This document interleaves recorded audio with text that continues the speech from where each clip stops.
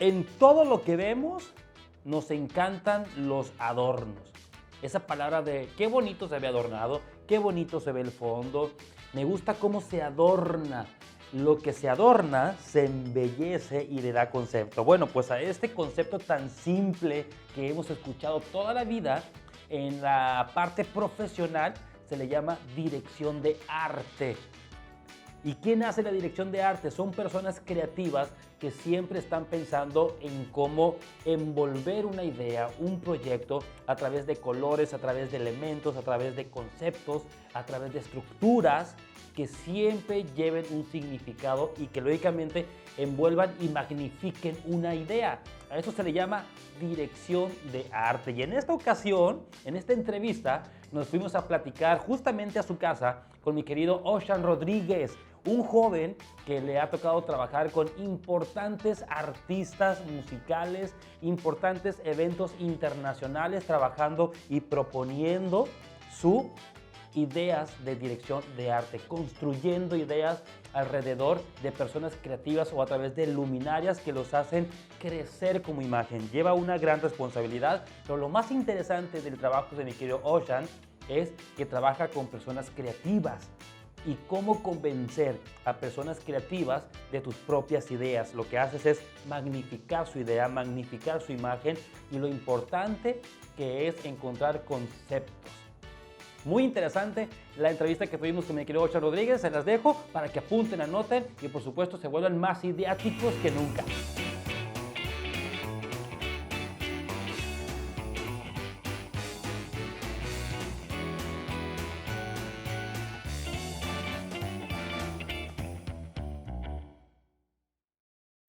Y bueno, como se los comenté, en esta ocasión me vine hasta la casa de mi querido Ocean. Señor, así. Para los que están viendo este video en el 2030, en el futuro. En el futuro. Venimos del futuro. Venimos del futuro, exactamente, porque estamos en contingencia mundial, güey.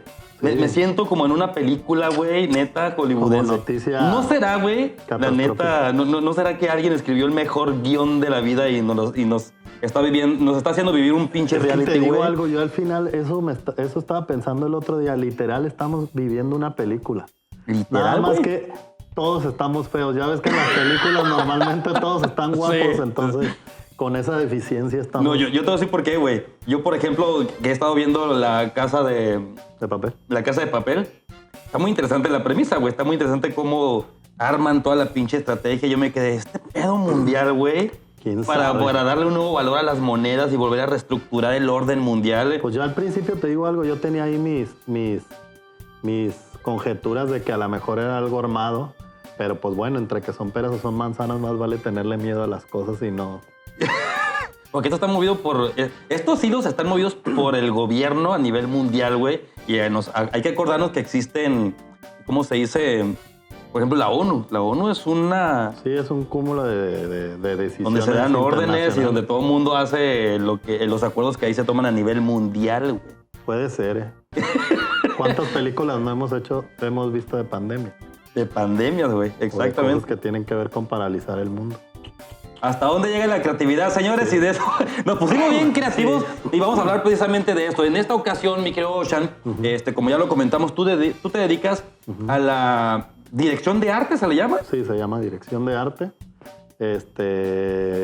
Me dedico básicamente a poner el ambiente o el contexto de una escena o de una situación, ya sea... Yo normalmente hago videoclips, programas de televisión, comerciales, hago giras, he hecho 2 películas nada más, y mi trabajo es hacer como el ambiente o contextualizar y darle información a un set, ya sea a través de la época o del momento de la situación que se vive en una escena, junto con el fotógrafo y el iluminador que trabajamos mucho de la mano. También depende mucho del proyecto, pero te digo, en general yo me dedico a hacer la escenografía y la ambientación y la dirección de toda la información y de los elementos que tú ves en una escena a través del lugar. del espacio. Es como construir el ambiente de una escena, de una idea, el construir el mundo, ¿no? De lo que sucede en una historia. Sí, es como vestirla, porque al final muchas veces la gente no se da cuenta, pero puedes darte... El actor siempre te va a dar la información más importante de una escena, digo, tú lo sabes. El vestuario también, y el estado de ánimo que tiene, pero muchas veces también la información te la da el set a partir de los elementos que ves, de la paleta de color, de la información y del lugar en el que está. Por lo regular hay escenas que son demasiado rápidas, entonces tienen que tener una lectura muy rápido y ser muy eficientes con lo que ves en la imagen, pues. Que muchas veces la gente no se da cuenta que de repente, bueno, está entrando la luz porque ya es de noche, entonces él tiene una lamparita prendida porque seguramente está a la hora. ¿Sí me explico? O sea, estamos hablando de proyectos creativos que realmente son complejos, cuando a simple vista cualquiera pudiera decir, es una escenografía, es una vil escenografía, sí. Pon muebles, pon nada más para contar una historia. Y no, hay muchos, no es tan sencillo. Y cuando una idea se empieza a volver compleja a lo mejor es una palabra que nosotros la asociamos con difícil, con complicado, pero yo le llamaría en el rollo creativo interesante, güey. Sí. ¿No? Por ejemplo, complejo también a mí me pasa mucho que es un asunto estructurado. Que, por ejemplo, cuando uno habla de un asunto complejo, es un asunto que llevó una preparación. Yo por lo regular trato de hacer una muy buena preparación para cuando se vaya a filmar o se vaya a hacer el proyecto, todo ya venga muy bien desmenuzado y muy bien sustentado, de forma de que justo eso, a la hora que llegues, lo difícil ya esté hecho en la preproducción y a la hora que ya estén los elementos puestos no tengan ningún inconveniente. Ok, vamos a hablar de ejemplos más adelante sobre esa estructura, de repente, con ejemplos que tú ya has vivido, con ejemplos que tú has trabajado y que la gente conoce, y si no, pues, se los vamos a mostrar. Sí. Pero vámonos desde el inicio, mi querido Ocean. ¿En qué etapa de tu vida, estoy hablando niñez, adolescencia, yo no sé, en qué momento de la etapa de tu vida te empiezas a dar cuenta de que tienes una mente, nosotros le llamamos inquieta, güey, mente inquieta? Los creativos se caracterizan por tener una mente muy inquieta, que siempre están construyendo, siempre están viendo, siempre están creando cosas, güey. ¿Cuándo te diste cuenta tú de que tenías esa capacidad? ¿Sabes qué me pasa? Y te voy a contar una situación que no mucha gente la sabe y que seguro te vas a acabar riendo, pero yo por lo regular tiendo, y hasta la fecha, y desde que era muy chico, siempre veía las cosas de manera diferente. O sea, no te voy a decir que fuera clarividente o que tuviera algún poder en especial, pero, por ejemplo, había muchas cosas que para la gente común y corriente no le prestaba atención. Entonces, por ejemplo, a mí me pasaba mucho que mi mamá toda la vida, ese no es el chiste grande, pero bueno,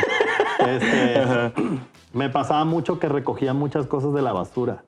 Sí, porque yo les daba otro contexto. O, por ejemplo, no sé si a ti también te pasó el asunto de encontrarle... Yo era súper miedoso cuando estaba chiquito porque tenía demasiada imaginación. Entonces, cualquier cobija, toalla o le algo... encontrabas forma de algo. Todo tenía forma de algo. Sí. Y jugaba en mi contra. No sé si también a ti te pasa que luego la imaginación te juega a favor y a veces te juega en contra. Entonces, ¿no será como no sé si llamarle un sexto sentido, pero como un sentido no muy común, güey, el que se tiene como creativo? Que de repente, como bien dices, es un sentido donde ves cosas y le das vida, cosas que los demás lo ven como algo muy común, güey. Yo creo que todos lo tenemos, unos los tenemos más, justo como más desarrollados. Sentidos, unos más desarrollados que otros. Y luego, por ejemplo, a mí me pasó que estaba en tercero de primaria, lo voy a hacer rápido. Estaba en tercero de primaria, nos platica la maestra sobre las profesiones y cómo la gente decide ser maestro, bailarina o lo que fuera. Entonces empieza a dar unos ejemplos la maestra en donde dice, mira, Cristian dibuja muy bien, entonces él puede ser un arquitecto. Y bueno, Marta viene muy bien peinadita, a lo mejor ella puede ser... entonces nos da unos ejemplos muy básicos y yo la verdad es que la gente piensa que dibujo mejor de lo que en realidad dibujo, pero yo reconozco que hay gente que dibuja mucho mejor que yo. Entonces cuando dijo eso yo dije, pues es que Cristian dibuja mejor que yo, o sea, yo no puedo ser arquitecto. Me acuerdo que me fui todo el camino, nosotros caminábamos de la escuela a la casa de mi abuelita, a donde comíamos, y me acuerdo que me fui todo el camino así de yo no voy a servir para nada.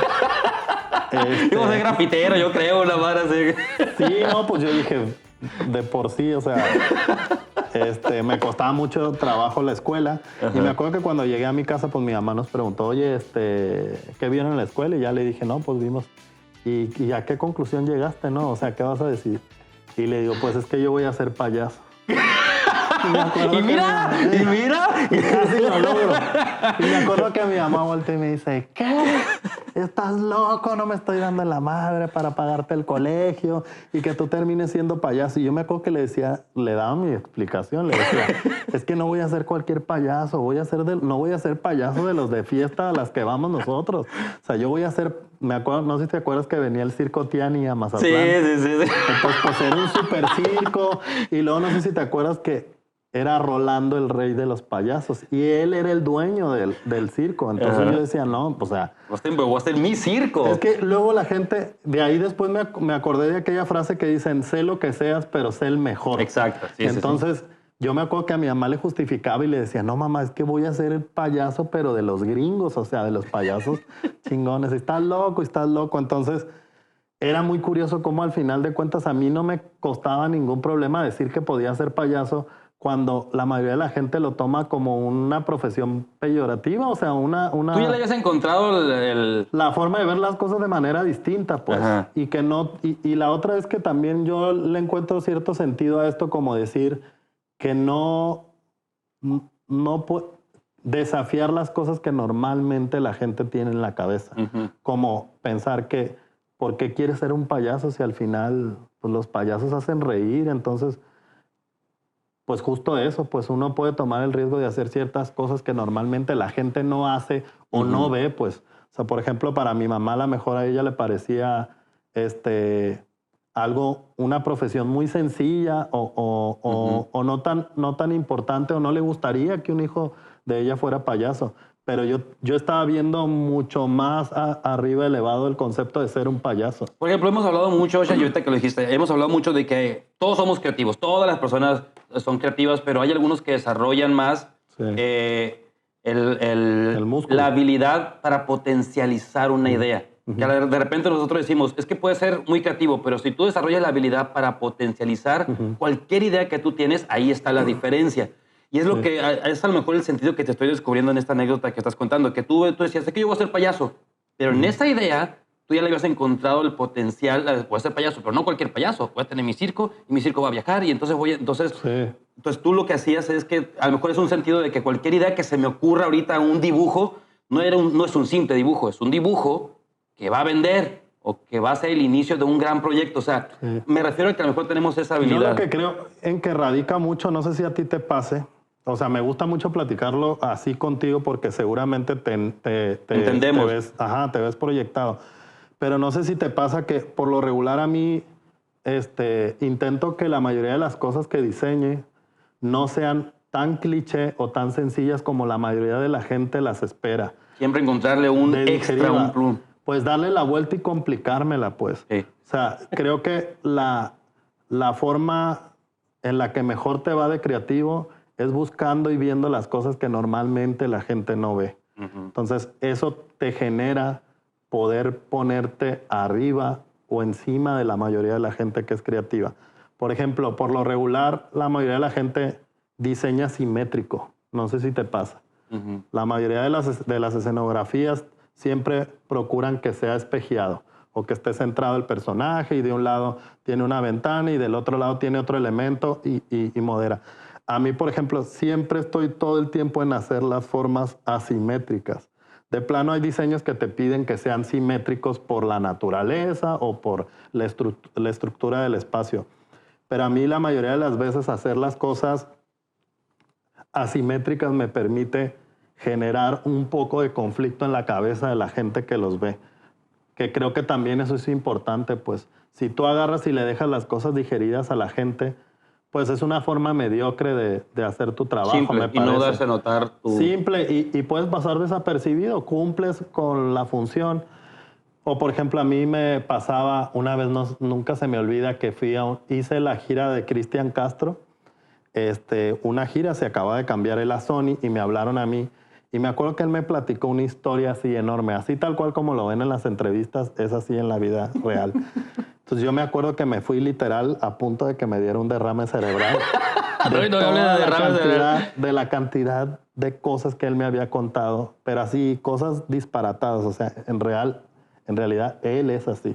Me acuerdo que me subí al elevador de Sony, que está ahí por Palmas, y me bajé del elevador y yo decía, no mames, ¿qué le voy a presentar si me dijo? O sea, si me soltó un chingo del Animal Print y ya ven que él es rockero, entonces que el rock y que le gustaban los héroes del Olimpo y que al mismo tiempo le gustaban los delfines y la naturaleza y la no sé qué y ta. Entonces nunca me había costado tanto trabajo descifrar un concepto, porque yo por lo regular siempre, cuando por ejemplo es una gira, en la primer plática empiezo a aterrizar las ideas y los conceptos que digo, ya me ha tocado trabajar contigo y si te fijas en chinga empiezo a bajar ideas para que uno pueda ir controlando la idea general, porque si no se te dispara. Sí. Y me acuerdo que esa vez ha sido la más difícil que me ha costado con un artista conceptualizar una gira. Y me acuerdo que literal llegué a la casa y dije, no, es que yo en realidad me tengo que salir de lo que él me dijo. Porque si yo sigo lo que él me planteó, no voy a llegar a ningún lado con ninguna idea, porque al final era demasiada información. Y tal cual, por ejemplo, hay muchas veces que desafío las cosas que me piden. Y no por no querer hacer caso, sino que te pone en una posición diferente de poder proyectar tu trabajo, pues. Como que lo más sencillo pudiera haber sido yo seguirle el rollo a Cristian y haberle dado cuerda a lo que él me decía. Y me acuerdo que tal cual llegué a la siguiente cita donde yo ya le iba a presentar mi visualización y le dije, oye, no me lo tomes a mal, pero no te hice caso a nada. Entonces, ya sabes, todos los de la disquera se me quedaron viendo como de... ¿Cómo le dices eso? Y me dijo, órale, me parece interesante, me dijo. Pero te traigo esto. Y me acuerdo que ya le empecé a dar mis ideas que no tenían pero nada que ver con lo que él me había planteado. Entonces, justo eso también me pasa mucho, empezar a desafiar las ideas que me dan de principio, y eso me permite a mí crear una revolución en la propia idea, que al final muchas veces no se aleja de lo que ellos quieren, de lo que el artista quiere, pero yo lo replanteo, pues. Como que normalmente en el asunto visual ya sea de las series o de los programas de televisión, muchas veces siempre tenemos una idea preconcebida de un set, sin poder plantearse una idea moderna o futurista o fuera o descontextualizarla. Y siento que al final eso te permite crear una lluvia de ideas sin sentar a la gente a hacer una lluvia de ideas. No sé si me explico. Sí. Terminas haciendo un desmadre y tirando un cohete adentro de la idea, pues. Porque al final tú puedes, como te digo, uno puede llegar y hacer lo que te piden. Lo más sencillo es hacer lo que te piden. No sé si a ti también te pasa. Sí. Puedes agarrar y ¿qué quieren? Que sea una bóveda. Por ejemplo, cuando hice el préstamo en Miami, era una bóveda de banco. Un videoclip de Maluma. Y cuando estábamos ahí, pues, ¿qué era lo típico? Pues poner cajas de dinero. Entonces, lo que la gente asocia inmediatamente. Era una bóveda que estaba en un museo. Pero a mí me parecía más interesante tener el dinero ahí puesto en el frente y todo tirado, pues al final eso te detona que hay conflicto, que está revuelto, que algo sucedió, que tiene más energía el dinero en vez de estar acomodado, estando volando o tirado, o que la iluminación fuera distinta a la que estamos acostumbrados, o que, por ejemplo, hay que poner un policía. Me acuerdo que me decían, hay que poner un policía. Y yo les decía, ¿pero por qué tiene que estar el policía ahí? O sea, al final creo que la información es muy clara. Está la puerta de la bóveda, está Maluma dentro, los personajes van a recortar más. Me acuerdo que era una bóveda enorme. Y nos decían, es que aquí podemos llenar. Y les decía, ¿de qué va a servir llenar? Si al final lo que queremos es que recorten los personajes. Solo hicimos un panel, lo echamos más para adelante. Y era ahí donde entraba Maluma y una modelo armados. O luego, por ejemplo, me decían, hay que meter humo blanco. porque todo el tiempo estamos acostumbrados a que las bombas de humo son blancas. Pero pues es un videoclip de reggaetón, pues. Donde te das la libertad creativa Te da la libertad, te puedes dar esas oportunidades y al final el asunto de que tenga color saca de contexto el asunto de que es un asalto, le quita lo violento de que es un asalto, ¿sí me explico? Porque tiraban la bomba y estaba un guardia ahí, entonces el guardia creo que se desmayaba, entonces le quitaba lo agresivo y terminaba siendo un punto padre. Ya después veías que por en medio del humo salía Maluma con la Entonces te digo, todas estas ideas siempre tiendo a estar tal cual como cuando estás jalando un suéter o pues no sé, una cuerda. Pues sí, ya sí, sabes, yo podría jalar para el mismo lado que todos quieren, pero yo empiezo a jalar de la forma que yo quiero o a la situación en donde yo quiero llevar el videoclip. Hay varias cosas que has estado diciendo que me gustaría recalcar, que son bien interesantes. Una, por ejemplo, es lo que acabas de contar con la anécdota de Cristian Castro, ¿no? De que al final de cuentas, nosotros estamos como en búsqueda de decir, ¿cuántos tipos de creativos hay? Pues hay un chingo de tipos de creativos. Pero en el caso de Cristian Castro, de la personalidad que cuentas, nosotros siempre decimos, es que son creativos que escupen ideas. Sí. Y hay muchos creativos de esos, hay muchos que te vas a encontrar, se van a encontrar en el camino creativo con personas que son muy creativas, pero sueltan las ideas, las escupen a lo pendejo. Se me ocurre esto y también esto y también esto. Y de repente el trabajo profesional de un creativo es de madres, güey, cómo chingados todas estas ideas que este cabrón escupió, que son buenas las ideas, cómo chingados las aterrizo, güey. Ahí es donde entra la profesionalización, güey, de cómo aterrizo estas ideas y qué concepto le voy dando. ¿Cómo te enfrentas, güey? O sea, ¿cómo te enfrentas a este tipo de personajes, cabrón? Y cómo le dices, espérame, son muy buenas tus ideas, pero vámonos concentrando en... Te digo algo, ¿sabes qué? Creo que a mí me sirve mucho, que no sé si a ti te ha pasado, me sirve mucho ser sinaloense. O sea, pues por ejemplo, a mí también una porque vez... nos vale madre y decimos las cosas tal cual. Sí, porque hablamos, por ejemplo, hablamos muy golpeado, no nos cuesta trabajo decir las cosas que opinamos, por más que la mayoría de la gente tienda a decir, no, es que nosotros, yo digo lo que pienso, a los sinaloenses lo traemos en la genética, o sea, no tenemos filtro y por lo regular, yo me acuerdo que al principio sí me costaba cierto trabajo porque pues toda la vida había vivido en provincia. Y sabes que una vez me pasó, yo he trabajado 3 giras con Arjona, lo conocí haciendo un video y yo me acuerdo que él oía el acento que tenía y después ya pidió mi teléfono y le había gustado, había hecho una escenografía donde se inundaba un piso y no sé qué, se llamaba Quinto Piso creo que el disco, ya no me acuerdo cómo se llamaba. Entonces le gustó el trabajo y ya después al paso del tiempo una vez en Miami, ahora para la última gira que hizo, siempre me ha dicho licenciado, ¿no? Ajá. Entonces me dice, oiga licenciado, le voy a decir algo. Dice, yo estoy acostumbrado a que la mayoría de la gente que me rodea asiente y diga que sí a todo lo que digo yo, me dice. Y estoy cansado de escuchar que la gente siempre me adule y me diga, sí señor. Te lo dijo literal. Literal me lo dijo. De hecho, por ahí debo de tener una grabación en donde se refiere a eso. Y me dijo, siempre voy a admirar que tengas los pantalones para agarrar y decirme, eso no se puede, eso sí se puede, hagámoslo así o tal o cual manera, porque yo estoy acostumbrado a estar literal rodeado de gente que me dice que sí a todo. Entonces, creo que siempre el rollo de ser tan sinaloense y tan sincero con las cosas, a la larga te lo respetan más que si vas todo el tiempo a estarle diciendo lo que ellos quieren oír. Porque hablas también de una seguridad en tu idea, ¿no? Al final de cuentas. Sí, yo creo que eso es básico, ¿no? Sí. No sé si a ti también te pasa. Hay que estar tan convencido de lo que uno quiere venderle al cliente, que en este caso pues son los artistas o el director, que el primero que tiene que estar convencido es uno, pues, para poder vender una idea. Entonces, a mí justo me pasa eso mucho y, por ejemplo, llego muy seguro, le doy tantas vueltas a la idea que siempre que llego estoy tan convencido que reflejo mucho la seguridad que tengo de la idea que tengo.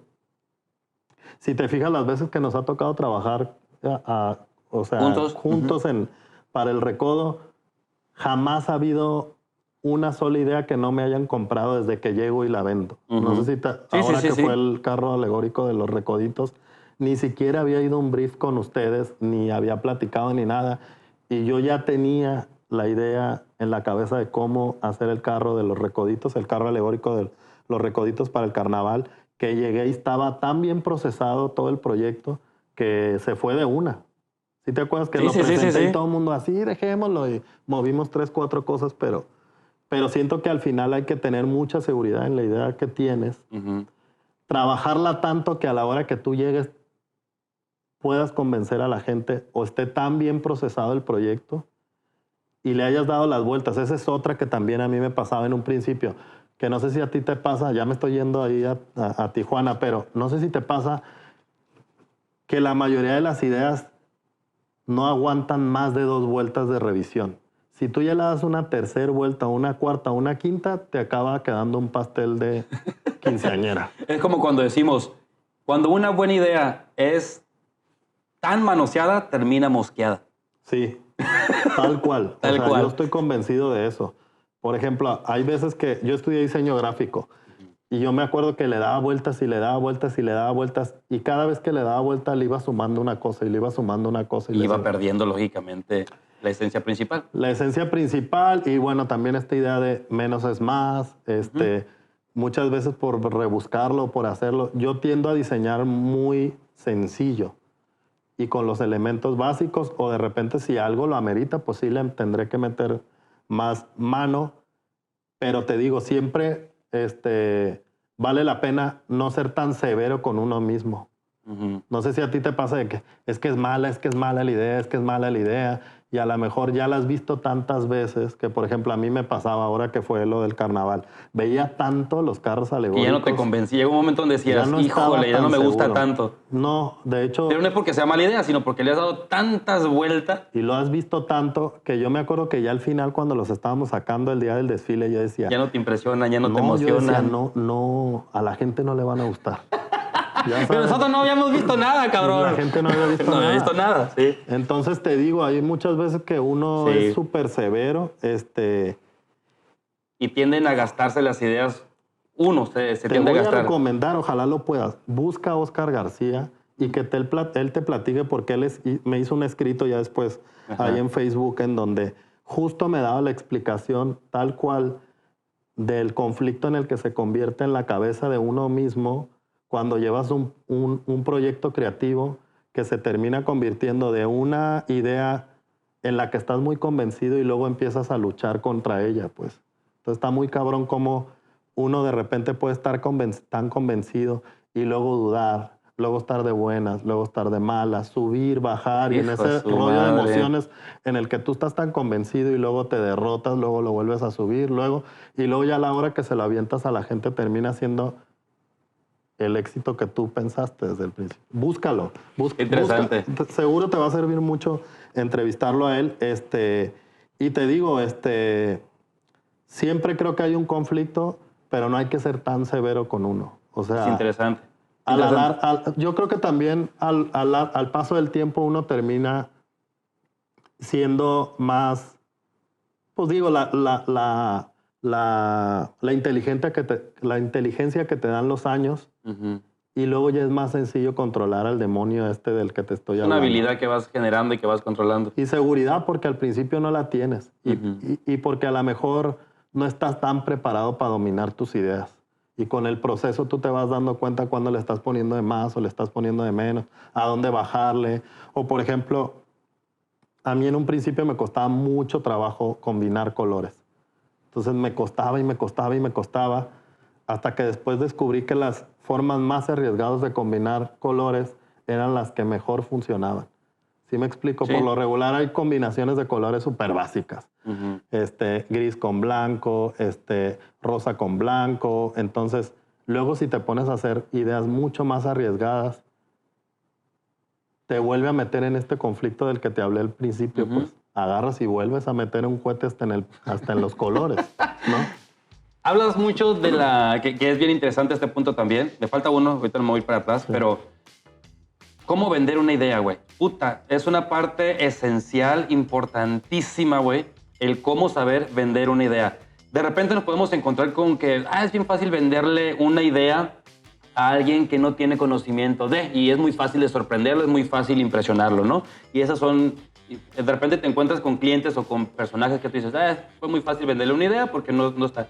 Pero ¿qué pasa cuando tienes que venderle una idea a otro creativo, güey? O sea, a otra persona que también le queda la ardilla, que también es muy creativo y que empieza a haber un choque también de ideas muy cabronas en donde ya se impone un poco el yo quiero mi idea. ¿Qué tan difícil te ha sido a ti, que tú ya te has enfrentado, pues a vender ideas a creativos también muy cabrones, güey? Te estoy hablando de gente que rodea a Maluma, por ejemplo. Maluma no se rodea de gente X, güey. Este cabrón se ha de rodear con gente que le quiere la ardilla muy cabrón. Un Cristian Castro, un Marjona, que es un cabrón que compone, que es un cabrón que genera su propia gira, conceptualiza y le quiere la ardilla muy cabrón. ¿Cómo venderle una idea a un creativo, güey? Miren, yo lo que creo es que mientras... Yo soy de la idea que uno tiene que hacer tan bien el anterior trabajo para que el siguiente sea más fácil venderlo. No sé si me explico. Sí.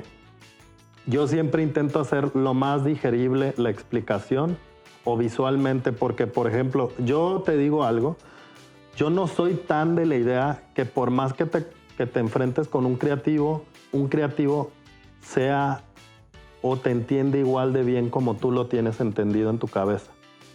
No te garantiza que una persona creativa esté viendo exactamente lo mismo que tú estás viendo en una idea. Siento que es muy difícil.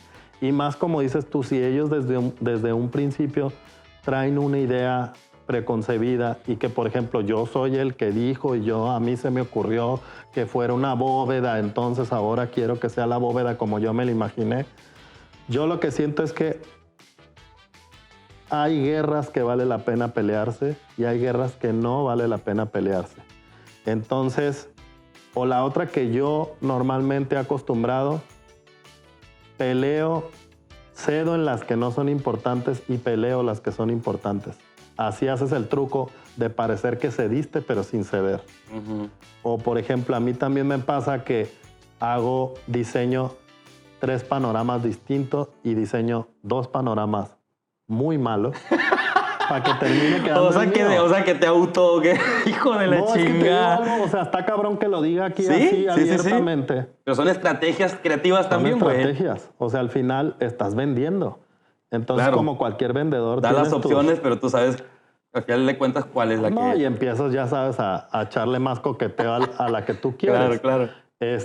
También yo creo que mientras más te vas haciendo de un nombre, es mucho más sencillo que la misma gente... Te la compre. O, por ejemplo, últimamente a mí ya me pasaba, ya casi no hago comerciales, pero ya era mucho más sencillo porque tal cual me buscaban y decían, busquen a Ocean. Entonces ya desde el creativo ya decía, oye, va a venir Ocean, entonces... Llegaba un momento donde decía, lo que él diga. Por ejemplo, no tanto así, pero sí empiezan a respetar tus decisiones. Por ejemplo, la gira de Guerra de Carlos Rivera. Carlos Rivera literal le encantaban cómo diseñaban las giras de Arjona.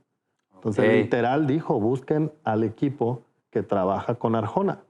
Y así fue como dieron conmigo. Entonces a la hora que llegábamos ya el equipo y que le dijeron, mira, él lleva 3 giras con Arjona, ha hecho videos con él, él ya respetaba mucho la palabra que pudiera tener yo sobre tal o cuales decisiones. Entonces eso siempre te va a ayudar, pues. Ya había un respeto, ya había un... Sí, yo lo que creo es que por más sencilla que sea el proyecto, tú tienes que generar una idea tan cabrona que te funcione para que después vayan respetando tu nombre o las decisiones que vas tomando. Pues voy a ligar esto que acabas de decir, de que llega un momento donde te respetan, lo voy a ligar con el primer punto al que quería regresar. Tú mencionaste cómo de repente somos muy tercos en, se me ocurre algo o me piden una idea, pero siempre quiero encontrarle ese plus, siempre quiero encontrarle ese extra. Siempre me quiero dificultar yo mismo el decir, pues ya se me ocurrió, pero tengo que encontrarle esta idea que la gente la ve como básica. Le quiero encontrar el plus, el extra. ¿Qué es lo que buscas al momento de complicarte la vida? Que es muy chingón que un creativo, que una propia idea, tú después quieras complicártela tú mismo, decir, no, le tengo que encontrar un plus a esta pinche idea. Tiene que ser algo más que lo que se me ocurrió básico. ¿Qué es lo que buscas al exigirte tanto? ¿Esencia? Porque de repente cuando uno como creativo busca esencia, busca su propia aportación, busca su propia personalidad en la manera de trabajar, que eso hace que llegue un momento en que digan, no sé, pero este creativo tiene algo que hace las cosas diferente a los demás y siempre está proponiendo y creas un estilo. Sí. Y ese estilo, al final de cuentas, lo que te genera es cierto respeto. Sí. Yo te voy a decir algo que siempre me pasa. Yo lo que siempre busco con este pleito del que hemos hablado, en mi caso, es abstracción o reinterpretación de una idea. Que por lo regular hay mucha gente que, como dices tú, le quieres buscar esencia y darle la vuelta y sacarlo de la caja y la chingada y no sé qué. Yo por lo regular busco la abstracción. Como que siempre me ha parecido que las personas que son exitosas para el asunto del diseño, siempre los diseños más abstractos y más sencillos son los que mejor conceptualizados quedan. Hay muchos arquitectos que luego uno termina diciendo, para la mayoría de la gente, es que es una pinche cajita. Se diseñó una caja nada más que tiene un huequito, entonces sobre ese hueco entra la luz.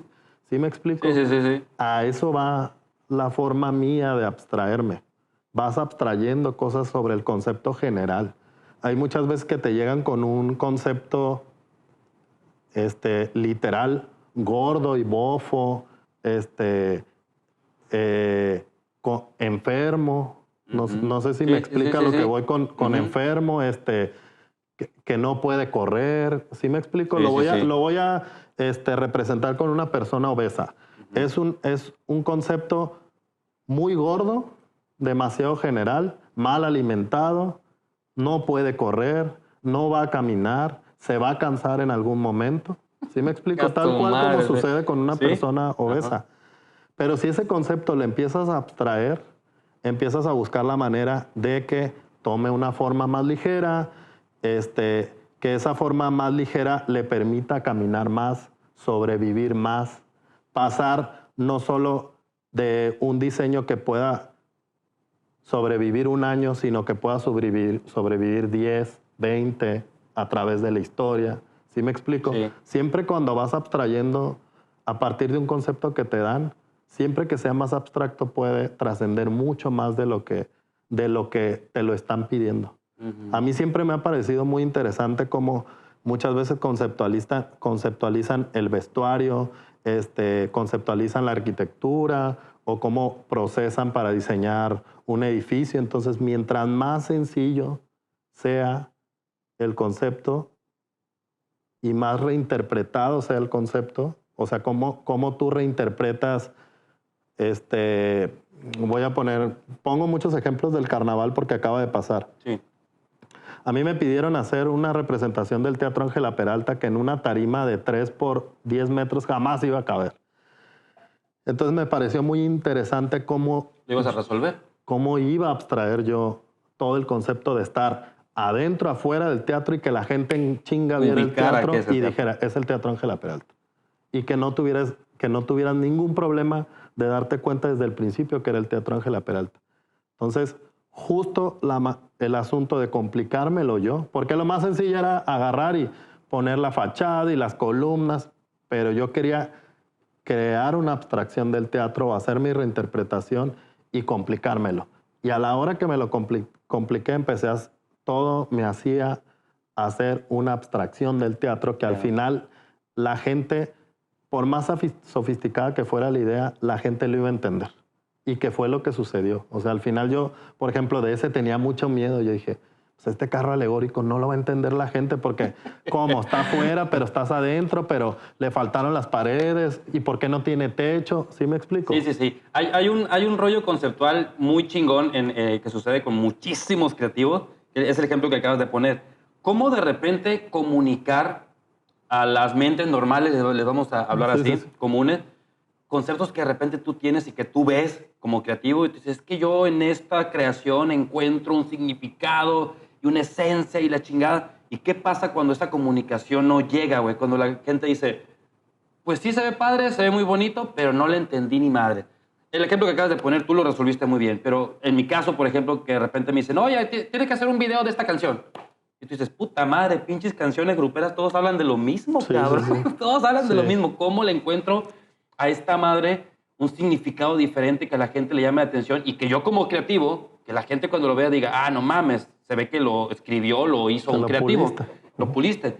Y de repente escribes y compones y haces y la chingada y mucha gente dice, no le entiendo. Me gusta, pero no le entendí. Tú dices, ¿cómo que no le entendiste? Te voy a poner otro ejemplo de que también pasó en el carnaval, que yo lo vi así, desde mi perspectiva como creativo yo lo vi así.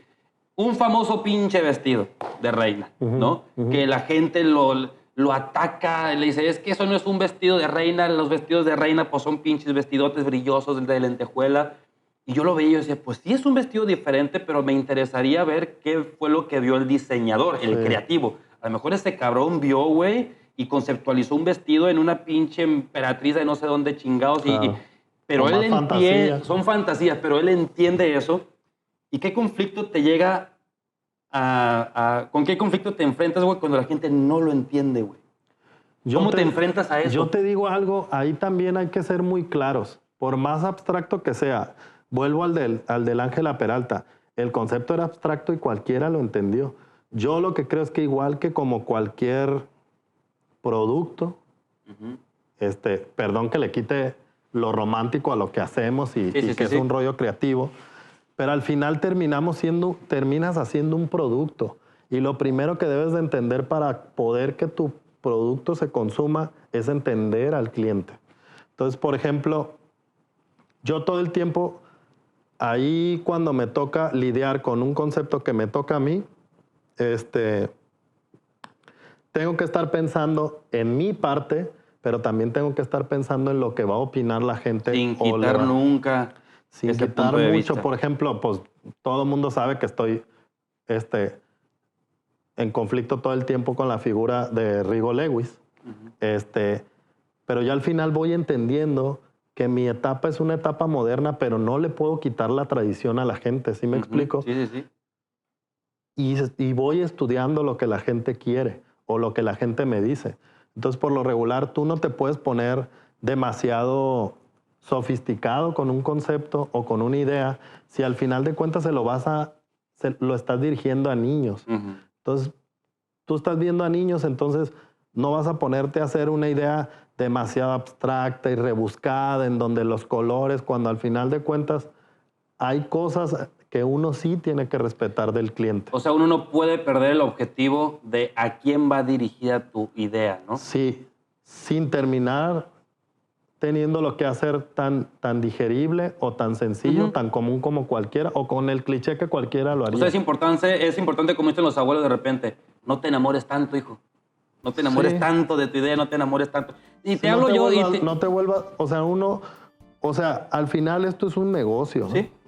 Y más las cosas creativas que por lo regular no todos logran sobrevivir de su trabajo.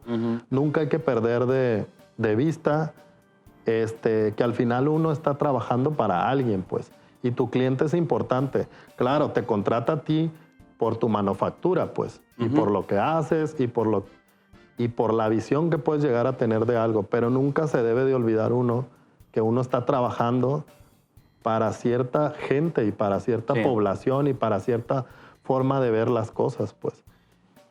¿Qué frustra, güey? Porque estamos hablando de la parte bonita, de los éxitos y de los logros y todo este desmadre, pero ¿qué elementos pueden llegar a frustrar a un creativo, güey? A ti, ¿qué cosas en tu experiencia, güey, te han frustrado en este rollo creativo que es muy apasionante, pero también hay momentos bien frustrantes, güey? Sí. ¿Cuáles son las cosas que tú dices? Hay una o dos o tres cosas que un creativo va a pasar o puede llegar a pasar que son frustrantes para una mente creativa, güey. Mira, te digo algo, a mí en un principio me costaba mucho trabajo ceder y literal lloraba del coraje.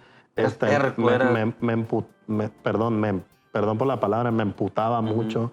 Por ejemplo, cuando hacía un set y me quitaban o me movían una cosa, era como si me mentaran la madre. Pero al final de cuentas uno tiene que fluir con las cosas y darse cuenta que no es no te pertenece tu trabajo. Tú lo haces y lo pones. Pero en el momento que empiezas a entender que tú obedeces a un jefe y que algo te pueden cambiar o dejar de te ponen a hacerlo y lo trabajas, pero al final tú entregas el trabajo. Te voy a contar una historia que me pasó. Yo soy fan de Sofía Niño de Rivera. Y de repente estaba en Disney de vacaciones y me marcan y me dicen, oye, te marcamos porque nos gustó tu trabajo, y vamos a hacer un especial para Netflix con Sofía Niño de Rivera. Se va a grabar en el Auditorio Nacional. Todo el mundo está con todos los kilos metidos en este proyecto. Y les dije, está bien, yo regreso el martes nos vemos, pero ya voy a empezar a generar un render. Pues diseño una escenografía que se movía y bajaba, entonces me pasan las ideas que tenía Sofía Niño de Rivera, entonces yo me mato y me vuelvo loco diseñando una escenografía súper chingona. Entonces les digo, oigan, yo ya traigo, nos vemos en el auditorio, sí, vente, va a estar Sofía aquí. Ya sabes, yo estoy ilusionado porque pues... Aparte fan. Sí, aparte, güey. Esa es otra. Esa es otra. Cuando uno está muy ilusionado por trabajar con alguien y te empiezan como... Y me acuerdo que llegué con Sofía y me dijo, oye, me han platicado maravillas de ti, vi tal o cual cosa, y me encantó tu trabajo, no sé qué, ya me pasaron tu diseño, pero la verdad, pues, no es lo que necesito. Y yo, pues, o sea, güey... Me maté diseñando la escenografía. ¿Qué necesitas? Si lo que cuentas son chistes, no mames. Sí. No. Saludos, Sofía. Saludos. Sí. Yo creo que todavía se debe de acordar. Pero yo volteé y le dije, oye, pero yo soy tu fan, me acuerdo, y se cagó de la risa ella. Me dijo, no me malinterpretes, Ocean, lo único que te quiero decir es que al final es el primer auditorio nacional que es para comedia, entonces tú te imaginas, o sea, aquí puede cantar Yuri o quien sea, entonces hay luces y todo, pero yo sí pierdo la atención del público. Me imaginé que por allá iba. Estén riendo de las cosas que yo estoy diciendo y de repente acá sube la escenografía y cambia el color y las luces que tú quieres que... Me roba la atención y me roba el protagonismo. Me va a robar la atención, voy a perder, se me van a distraer y se me va a caer todo. Esta cosa va para Netflix, hay mucho dinero invertido, no sabes lo nerviosa que estoy. Y a partir de ahí yo entendí que siempre existe una explicación que uno tiene que escuchar y que en vez de frustrarse, lo tienes que agarrar y volverse parte de tu expertise. De tu madurez, güey. Ah. Madurez profesional, madurez creativa, porque de repente uno puede ser muy terco al inicio y con las experiencias vas diciendo, tengo que aprender a ser maduro y entender que hay buenas ideas y hay que entender que mi idea es buena, pero hay otras que son también buenas ideas. Y justo cuando pasó eso, ya después yo entendí y le digo, no te preocupes, estoy entendiendo perfecto lo que me dices, me parece muy razonable. Ya después yo dije, no, pues sí, va a llenar el auditorio, estaba lleno el auditorio. Y sí tiene razón en el momento de que la gente se distraiga o pierde el hilo, porque ya sabes que todo eso tiene un ritmo. Sí, el stand-up es muy particular. Muy particular. Al final me pareció importante. Le gustó mucho lo que terminé haciendo. Hice una cosa mucho más sencilla y más aterrizada que le funcionó a ella. A mí me dejó bien porque al final de cuentas, pues la escenografía no es la estrella del espectáculo. La estrella era Sofía y los chistes que iba a hacer. Y ya al final estuvo súper bien. Hizo una serie ella para Facebook, creo, o para YouTube. No me acuerdo. Y me hablaron para invitarme, que querían que le hiciera. Ya al final yo por fechas no la pude hacer. Pero yo creo que el rollo de la frustración uno debe de entenderlo como una lección para las cosas que uno hace. Justo como dices tú, como que en un principio a mí me encabronaban las cosas y no las entendía justo porque no tenía la madurez profesional para poder entender que todo el objetivo de una escenografía siempre obedece a un objetivo general. La estrella no es la escenografía. Cuando has trabajado con muchísimas ideas, con muchísimas personas creativas, con mucha gente muy chingona, puedes tender tú como creativo a decir, híjole, madre, pues ya lo hice casi todo, o dejo de emocionarme. De repente llega esta etapa como creativo que dices, madre, güey, ya no me emociona como cuando empezaba que me aceptaran un proyecto. Ya no me emociona tanto el presentar una idea porque como bien lo decías, ya eres reconocido, ya te compran más fácil la idea, se pierde como esa adrenalina no sé si te ha pasado, y si te ha pasado, ¿qué te faltaría, mi querido Ocean? ¿Hacia dónde quisieras tú llevar tu carrera? ¿Hacia dónde quisieras arriesgarte a llevar tu carrera para volver a experimentar esas emociones, güey, de decir, puta madre, güey, voy a luchar porque me compren esta idea, quiero volver a sentir esa adrenalina. Ya no quiero que me compren, es que lo que tú digas eres muy chingón. No, quiero llegar a otro nivel donde vuelva a sentir esa adrenalina como si recién empezara, güey. Mira, ¿A dónde quieres ir, güey? A mí justo me pasó eso y duré atorado como 2, 3 años como con esta idea por la que había luchado mucho tiempo cuando me fui a México, porque yo lo que quería era trabajar y que reconocieran mi trabajo. Y una vez que va alcanzando, también yo creo que tiene mucho que ver con la idea poética que uno tiene de las cosas. Pues entonces en el momento que uno empieza a perder justo esa sensación del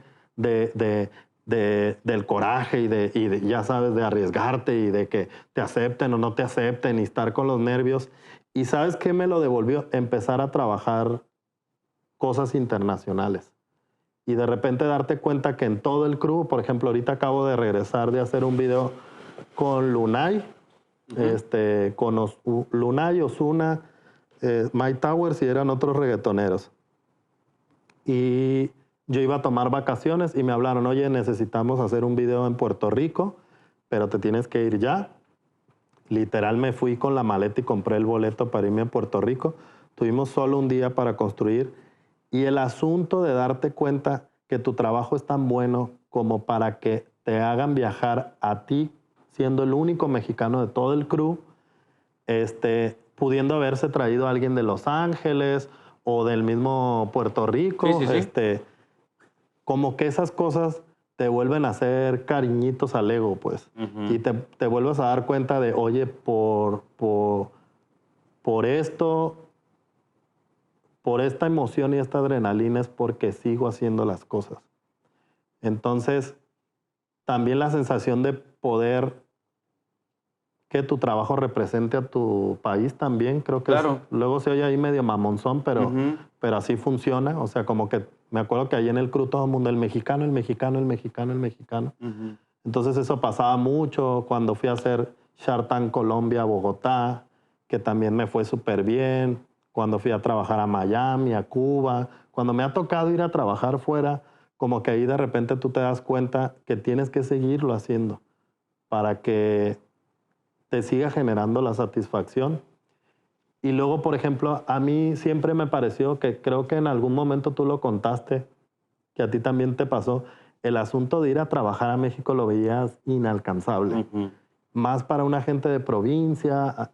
Mi familia pues no tenía el dinero como para mandarme a estudiar a Monterrey o estudiar diseño industrial. Entonces, a mí siempre hay cosas que uno termina pensando que son sueños guajiros, pero para mí irme a trabajar a la Ciudad de México era un sueño guajiro y trabajar... Inalcanzable, fantasioso. Y trabajar con artistas y luego irte a trabajar en cosas internacionales o, por ejemplo, en proyectos tan importantes como Shark Tank o Acapulco Shore y eso. Y yo no he quitado el pie del renglón para trabajar en el Cirque du Soleil. Toda la vida, desde que sé que existe el Cirque du Soleil, siempre he pensado que en algún momento voy a trabajar en el Cirque du Soleil. Y te digo algo, y lo digo natural porque estoy acostumbrado a pensar que las cosas más difíciles son las que uno siempre tiene que terminar haciendo que suceda. Son etapas, Ocean, ya para cerrar con esto que me parece interesante, cerrarlo de esta manera. ¿Qué etapa tan interesante es la de que de repente te caiga trabajo, ¿no? Qué chingón es llegar a ese nivel donde ya te hablan y te das de repente hasta el lujo de decir, no tengo tiempo, no me interesa, si lo agarro. O sea, qué chingón es que llegues a ese nivel donde te hablan para trabajar. Para mí, y te lo pregunto a ti, lo acabas de decir, yo creo que un nivel muy chingón, que es el que debería de seguir, es el de volver a ir a tocar la puerta, güey. Volver a ir a presentar un proyecto, volver a decir, yo quiero trabajar aquí, vengo a tocar la puerta, aún con el rollo que te digan, sí, pero a lo mejor vas a tener que empezar desde abajo. No importa, o sea, imagínate qué complicado es ser para un creativo como para muchos yo creo que de repente lo han vivido, pero lo han tenido que hacer y lo conocemos en artistas como Derbez, mucha gente que ha tenido que dejar todo lo ganado Sí. por ir otra vez, güey, a tocar esa puerta. Tú cuando hablas de ir al Circo du Soleil, dices, la pregunta sería, ¿qué vas a hacer? ¿Qué vas a hacer para lograrlo? Yo, por ejemplo, a mí cuando me han preguntado, Johar, ¿qué sigue, cabrón? Televisa, y yo, ¿qué sigue? Digo, ¿te digo algo? Algo que realmente, hasta me da miedo decirlo, güey. Y me encantaría trabajar en Pixar. Me encantaría trabajar en Pixar, o sea, crear historias, caricaturas, series. Sí. Ese es mi sueño. Y sé que para lograr ese nivel, pues es irte otra vez, y se repite la historia. Fíjate que no lo había pensado así. Te voy a platicar una tontería que de repente se me ocurría a mí cuando justo tenía estas temporadas en donde me frustraba y de repente yo decía, me gustaría volver a ser mesero. O sea, parece una pendejada. Sí, güey, sí. Pero yo me acuerdo que decía, y tengo amigos que tienen restaurantes, entonces... Dame trabajo, cabrón. Sí, de repente yo le platicaba a alguien y le digo, güey, déjame meserear. Me decía, güey, ¿cómo vas a meserear, güey? O sea, aquí la gente te va a ver y... Como que quisieras regresar otra vez a eso. Es que es muy curioso cómo al final de cuentas todas esas cosas te vuelven a aterrizar y te ponen en tu centro. Sí. Entonces parece una pendejada. O, por ejemplo, tenía un amigo que tenía una taquería y yo decía, no mames, qué cagado. Yo en general soy un güey muy chistoso. Entonces yo decía, yo tengo... vena de taquero, de vendedor de jugos, porque los güeyes son muy chistosos, ¿no? Sí. Entonces, son todos unos personajes, güey. Sí, yo lo que creo es que sí es importante volver a lo básico. Sí. Te digo, esta idea de ser mesero, de trabajar o por ejemplo, trabajar en cosas que siempre quisiste trabajar y nunca lo lograste. Sí. O sea, yo me acuerdo que cuando abrieron el McDonald's, yo decía, qué chingón trabajar en McDonald's, Quiero saber qué es trabajar en McDonald's. Trabajar en McDonald's. Aprenderte de memoria. Sí, buenas tardes, bienvenidos. ¿De cuál sí, güey, es que te digo algo, parece como que uno, digo, no quiero decir a estas alturas, pero sí en el momento que uno está, como que de repente dices tú, puta, no mames, qué cagado debe ser llegar y que te cambias y aplaudes cuando van a abrir. Regresar a lo básico, güey, a lo básico, a lo simple, cabrón. Entonces, yo creo que justo es eso, es buscar, no me he dedicado a buscar la manera de trabajar en el Cirque du Soleil. Siempre que me entrevistan, platico eso, me gustaría hacerlo. Lo declaras.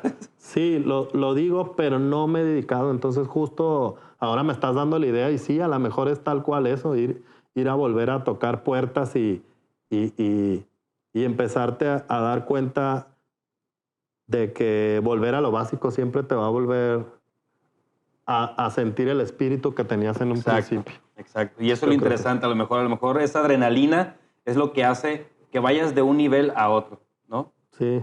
Y no perderla o recuperarla cuando la necesites. Exacto. Y sobre todo, sorprenderte otra vez. Sorprenderte de que, como bien decías, es que irnos a México... ir a la televisora más grande del país o de Latinoamérica y de repente decir, pues lo logré.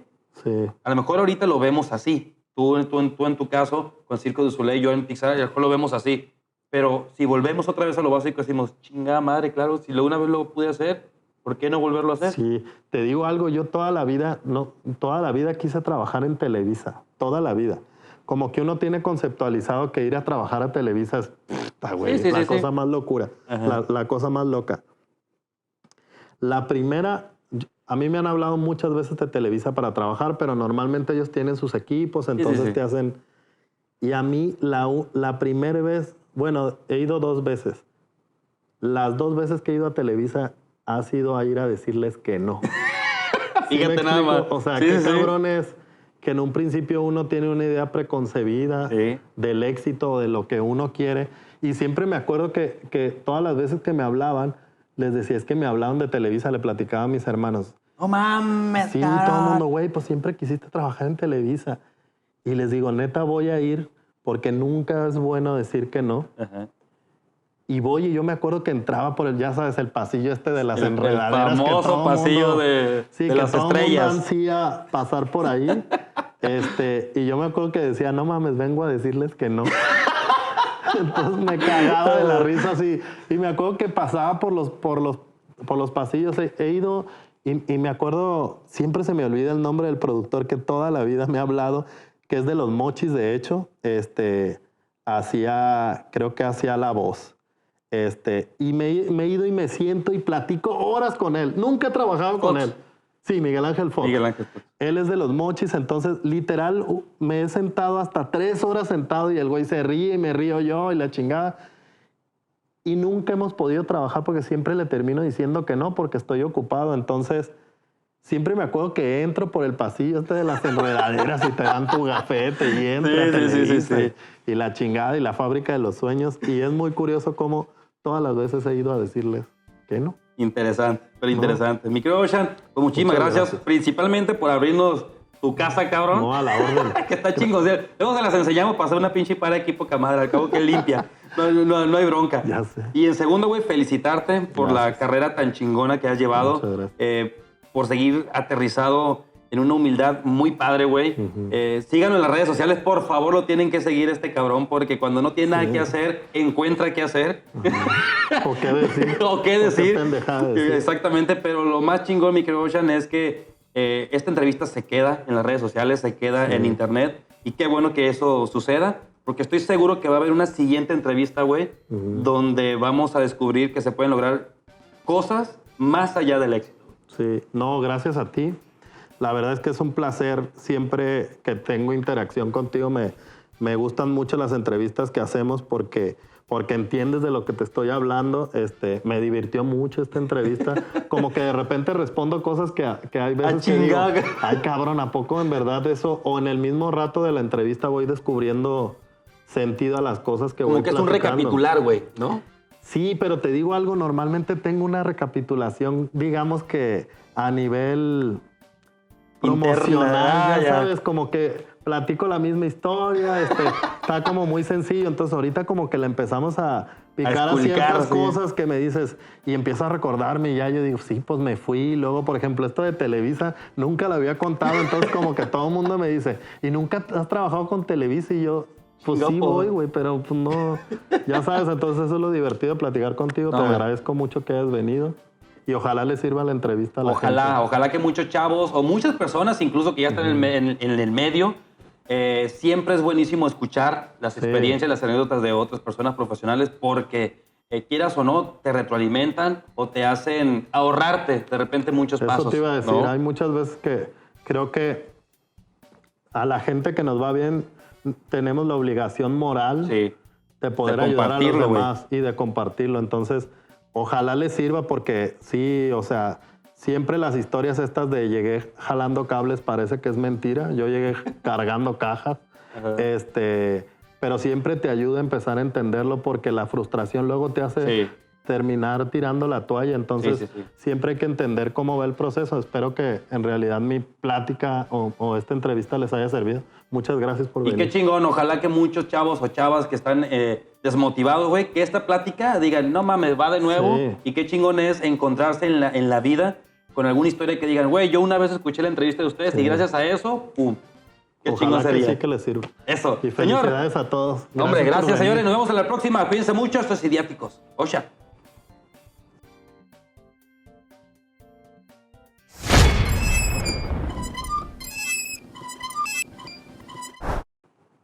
¿Y a qué hora es la peda? Ahí está. Listo, morrillo. Con puro Lysol. Pues gracias por venir. No, güey. Muchas gracias. No, y ojalá les sirva, güey. Ahí me mandas el link de los demás porque luego está padre escucharlos. Sí, güey. Oye, ¿conociste al Sebastián? Lo conocí. ¿A dónde lo conociste? Pues ahí lo conocí, güey.